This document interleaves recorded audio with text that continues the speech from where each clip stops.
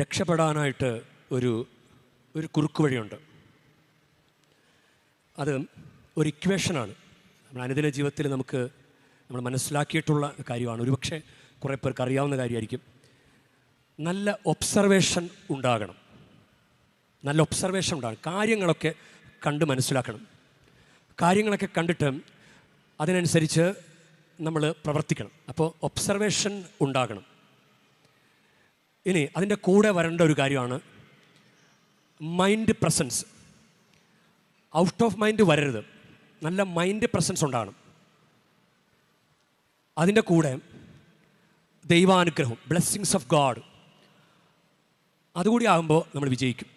ഇതിപ്പോൾ ഒരു വിശ്വാസിയെ സംബന്ധിച്ചിടത്തോളവും അല്ലെങ്കിൽ ഒരു സാധാരണ ഒരു മനുഷ്യൻ എന്ന നിലയിലും ഇതാണ് നമുക്ക് രക്ഷപ്പെടാനായിട്ടുള്ള ഒരു വഴി. ഒരു ഭക്തൻ അല്ലെങ്കിൽ ഭയങ്കര ഭക്തി ഇല്ല എങ്കിലും നല്ലൊരു മനുഷ്യൻ എന്ന നിലയിൽ നമ്മുടെ ജീവിതത്തിൽ സ്വീകരിക്കാവുന്നൊരു കാര്യമാണ്.